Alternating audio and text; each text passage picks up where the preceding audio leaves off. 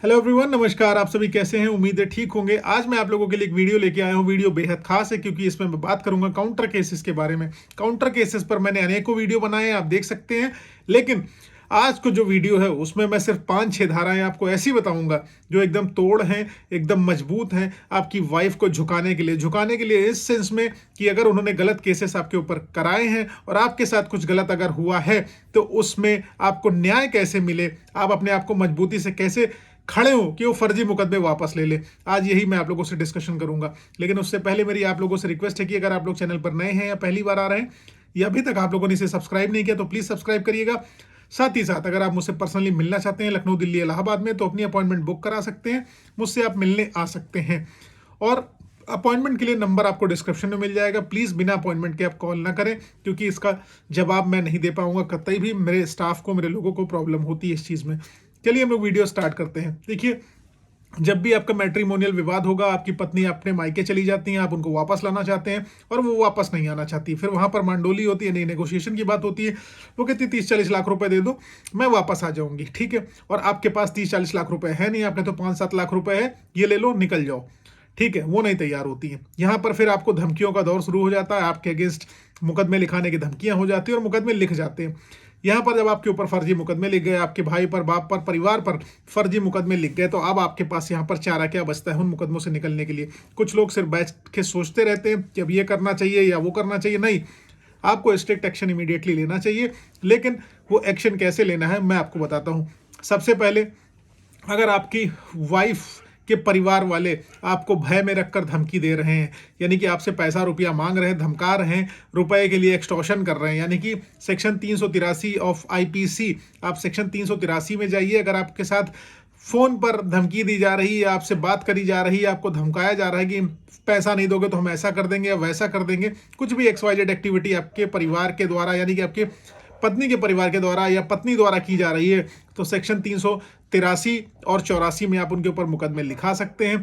383 में बेसिकली बताया गया कि भय देकर जो है पैसा मांगना, और 384 में उसकी पनिशमेंट के बारे में बताया गया जिसमें वो आपकी पत्नी को और उनके परिवार वालों को 3 साल की सजा, कड़ी से कड़ी सजा उनको हो जाएगी और जुर्माना भी होगा। उसके बाद 385 में आप जा सकते हैं। अब आप कहोगे सर 385 आईपीसी क्या है? अब मान देखिए, 385 आईपीसी ये है कि यदि सामने वाली पार्टी ने आपको किसी भी तरीके की क्षति कारित करने के भय में डाल दिया है, यानी कि आपको हर्ट करने के भय में डाल दिया है कि हम आपको टांगे तोड़ देंगे, मार देंगे, पीट देंगे, और ऐसा भय आपके ऊपर बना दिया, और नहीं तो हमें पैसा दो। मतलब जैसे होता नहीं कि हम तुम्हारी टांगे तोड़ देंगे अगर पैसा नहीं दोगे, तो इस कंडीशन में भी आप उनको 2 साल की पनिशमेंट करा सकते हैं जब ऐसा कुछ आपके साथ होता है। उसके बाद आप उनके ऊपर एक और धारा है जो 386 ऑफ आईपीसी है, उसमें आप मुकदमा दर्ज करा सकते हैं।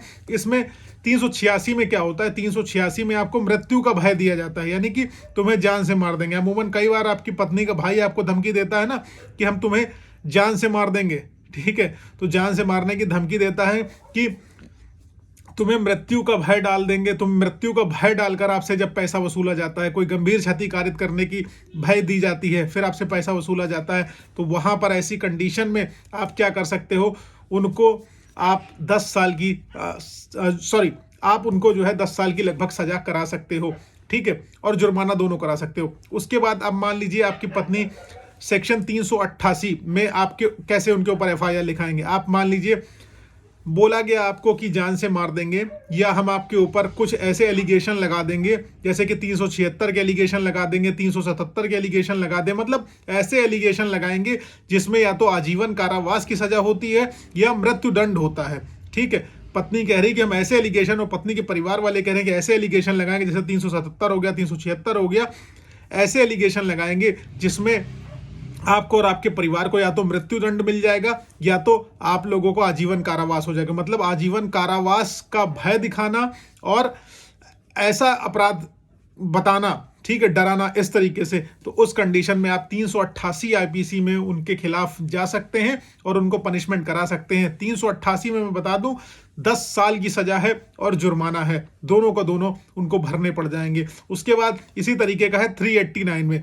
अब 389 और 388 थोड़ा सा सिमिलर है, मैं आगे आपको बताता हूं। देखिए 389 में यह बताया गया कि मृत्यु या आजीवन कारावास का जो है भय दिखाया गया हो और पैसा मांगा गया हो, ठीक है, मृत्यु या आजीवन कारावास के मैटर में मृत्युदंड या तो मिल रहा हो या आजीवन कारावास मिल रहा हो, उस मुकदमे में फंसाने के धमकी दी गई हो और उसमें पैसा मांगा गया हो, तो उसमें आपको 10 साल की सजा और जुर्माना दोनों हो सकता है। अब जो स्लाइड डिफरेंस है दोनों का, टेक्निकल डिफरेंस 388 और 389 में क्या है, सिर्फ उसमें जो है धमकी देकर पैसा मांगा गया हो। 388 में सिर्फ और सिर्फ धमकी दी गई है, यानी कि हम इस मुकदमे में फंसाकर 377 और 376 मतलब जिसमें आजीवन कारावास या लाइफ इंप्रिजनमेंट हो जाएगा, उसमें सिर्फ धमकी दी गई है, तो उस कंडीशन में आप 388 में जाएंगे। और 389 में तब जाएंगे जब केस का भय आपको दिखाया गया हो, तब आप 389 में जाएंगे। और आपके पास इस चीज़ की ऑडियो वीडियो रिकॉर्डिंग हो, तो इस कंडीशन में आप उसको लगा के अपना केस पुख्ता कर सकते हैं और अपने आप को विजयी घोषित करा सकते हैं।